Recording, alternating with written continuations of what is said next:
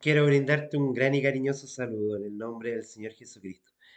Contentos claramente por la oportunidad de saludarte, por la oportunidad de bendecirte a través de estos mensajes que no son nuestros, no son nuestros, esto tenemos que decirlo. Estos son mensajes del Señor. Porque nosotros no estamos hablando de nosotros mismos, no estamos hablando de una congregación en específica, sino que la invitación del proyecto Lee tu Biblia es que cualquier persona, sea de cualquier denominación cristiana, sea que esté participando, militando dentro de una congregación o sienta la necesidad imperiosa de conocer a Jesucristo o conocer más de Dios, es cualquiera que se sienta en esa intención y en ese deseo. Obviamente, quizás nosotros hablamos de una forma más cercana a las personas que tienen una experiencia y tienen quizás una vida religiosa, pero sin embargo hemos tratado de ser muy cautelosos, muy sinceros en nuestra apreciación y nuestra invitación es que leas la Biblia, que puedas conocer la Biblia y cada mensaje del proyecto Lee tu Biblia que apunta hacia un libro específico de la Biblia nos invita y nos hace reflexionar de una manera sencilla en temas como quién lo escribió, en qué periodo fue encontrado este texto, hacia qué atribuye, cuál es el mensaje, cuál es el marco referencial del libro, cuál es la temática que quiere abordar el autor del libro, hacia quién iba dirigido este mensaje, en qué periodo histórico puede haber sido escrito. Solamente eso y finalmente al final del tema es presentar brevemente de qué tratan estos capítulos. E incluso hemos tocado temas que nos hacen referencia a un solo capítulo. Y esta es una oportunidad de aquellas. La segunda carta, la segunda epístola del apóstol Juan, es un saludo breve con un mensaje sencillo y una conclusión, toda en 13 versículos, en un solo capítulo. 13 sencillos versículos que quieren abordar un, un tema específico. Los antiguos manuscritos que se mencionan, se ve la carta de Juan 2 o O en este sentido, lo que Ioannu ve, lo que quiere presentar desde el griego, es solamente esto. La segunda carta, presentada en dirección a aquellos cristianos que eran sus hijitos. Mensaje puesto en un sentido muy referencial a este amor del Padre celestial y que Juan se toma desde esa característica para llamar a sus hijos espirituales, hijitos y mucha referencia al Padre y hacia el Hijo. Puede ser que en la vida de Juan él se dedicó principalmente al cuidado de la iglesia, al fortalecer el mensaje de su predicación y a entender a aquellos jóvenes como sus propios hijos ya que él dedicó su vida a la predicación, quizás puede ser uno de los antecedentes que nos parece más prudente. Quizás no disponemos de toda la evidencia ni una evidencia muy clara externa de saber si esta carta, por ejemplo, tiene un segundo orden cronológico, pero por medio de la comparación de los textos y de las tres cartas que fueron presentadas, podemos sacar una lógica y por qué fueran presentadas de esta manera. La primera, la que en este sentido, parece probable que esta puede ser la primera, la segunda que está presentada también. Algunos autores han hecho referencia a ello, de eruditos que han escrito frente al tema, lo ven desde esa referencia. La que llamamos segunda parece referirse al contenido de la primera en una forma que es muy natural. Y si es que el autor ya había escrito la carta más larga, pero que sería extraño si la más corta, en este caso de un solo capítulo, eh, hubiera sido escrita primero. Y es por eso que se obtiene este orden. Podemos ver algunas referencias frente a este tema, como por ejemplo la segunda carta de Juan en el verso 5, en el verso 7, en el verso 9 y en el verso 12.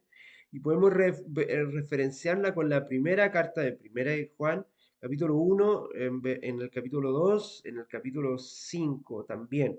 En los versículos, por ejemplo, versículo 4 del capítulo 1, versículos 4, 5, 6 y 7 del capítulo 4, versículo 18 del capítulo 4, y en el capítulo 5, por ejemplo, los versos del 10 al 12. Son muy similares, pero está también el tema de la identificación del anciano que no nos da esa claridad.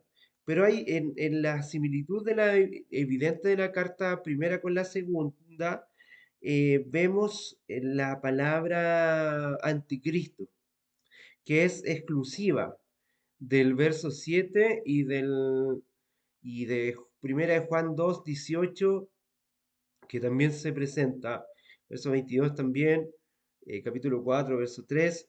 En cuanto al estilo similar, comparece en el deseo de andar en la verdad, que es un tema que también va haciendo sentido. Eh, Quiero que antes de continuar podamos tener una palabra de oración para que el Espíritu Santo nos lleve a toda la revelación, a toda la verdad. Y más allá del orden que fue establecido estas tres cartas, lo importante es la temática. Muchas veces hay discusiones bizantinas, hay discusiones irrelevantes. Si la carta fue escrita como la vimos anteriormente, si fue escrita realmente por Pablo o fue dictada por Pablo, si esta carta fue primera que la segunda. Lo importante es el mensaje. Y muchas veces nosotros nos perdemos en estas discusiones y tenemos que tener esa postura clara de decirle a las personas del mundo, a las personas que quizás no están dentro de un marco referencial de una iglesia, porque la gente termina confundiéndose y piensa que nosotros estamos confundidos, discutiendo de cosas que quizás no tienen sentido. Y es por eso que en esta unimicidad, en este deseo de presentar el Evangelio de Cristo, es que tenemos que tener un cuidado único porque lo que queremos ver en las Escrituras es el testimonio de Jesús. No queremos otra cosa. Es cierto que cuando uno hace un estudio teológico importante, puede mirar aspectos relacionados con la exégesis, aquel que quiere predicar le interesará la homilética, hay otros que irán a apuntar hacia los temas desde la hermenéutica, desde la interpretación, hay otros que estarán más enfocados quizás en el tema futurista escatológico, pero lo que nosotros queremos acá es solamente que tú puedas conectarte con Jesucristo, escuchando su voz por medio de los profetas, por medio de los apóstoles y de los escritores bíblicos. Por eso que nuestro deseo inicial es que puedas buscar en el Espíritu de Dios lo que el Señor quiere revelarte. Vamos a ese punto y queremos invitar de que puedas orar junto a nosotros. Querido Dios, te agradecemos la oportunidad de presentar este mensaje de una manera franca, sencilla, breve, que es principalmente motivar a las personas a que conozcan más allá de las escrituras. Que las escrituras no es el tema principal, sino que el mensaje que están puestas en ellas. Y el mensaje es la salvación puesta en tu persona. Señor, acompáñanos para que sea la salvación, tu salvación y tu testimonio la que impacte cada una de nuestras vidas por medio del Espíritu Santo y del estudio metódico, del estudio apasionado y del deseo de escuchar tu voz por medio de las Escrituras. Que esto sea el deseo de cada uno de los creyentes. Amén y amén. Bueno, contarte acerca de un poco el marco histórico, las razones que ya hemos expuesto acerca de que Juan era el autor y que estas cartas fueron principalmente mencionadas en el primer siglo y en el segundo siglo por algunos hombres del Señor es el tema histórico que nosotros podemos ver. Y que se manifiesta principalmente en las herejías y los falsos maestros que estaban hostigando en ese sentido. Una lectura superficial de la carta basta quizás para captar una naturaleza íntima. Evidentemente es una carta personal, un poco más personal que la primera, que es más pastoral, pero dentro de los límites del tema de la epístola demuestra una satisfacción por el estado espiritual de los lectores, de aquellos quienes les está escribiendo estos hijitos espirituales. Y la carta revela el espíritu tierno y amante del autor de la belleza en esa intimidad cercana con los hijos espirituales o con estos hermanos en la fe de la iglesia primitiva.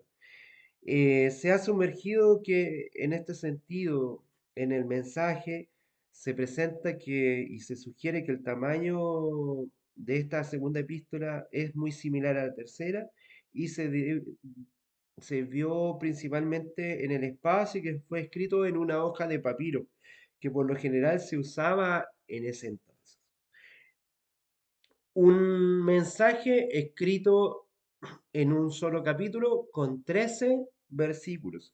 El bosquejo es más o menos así, comenzando con un saludo en el primer versículo y el vínculo que los une en el segundo versículo, viene un tercer versículo que es la bendición, y luego entre el 4 y el 11 principalmente se habla de la fidelidad, de la alabanza por la fidelidad, la exhortación a continuar en el amor, en los versículos 5 y 6, una advertencia desde el verso 7 al 11 de los falsos maestros y concluye con la esperanza de encontrarse pronto, el deseo de Juan de poder volver a estar con estos hermanos que no se dice claramente a quién se le está escribiendo, pero que los ama profundamente.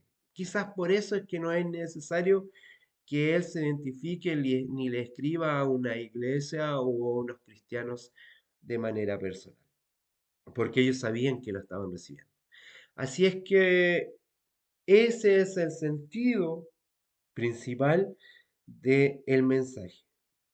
Quiero leerte el versículo 4 que está puesto en la alabanza por la fidelidad. Miren lo que dice. Mucho me regocijé porque he hallado que de tus hijos que andan en la verdad, tal como nosotros hemos recibido el mandamiento del Padre. Te invito a que esta carta sencilla, esta carta del apóstol que quiere tocar el corazón de estos hijitos espirituales en estos 13 versículos, pueda ser el deseo que tú también puedas ser fortalecido para andar en buenas obras y en la esperanza del retorno de Jesucristo. Que el Señor te bendiga grandemente. Gracias y paz.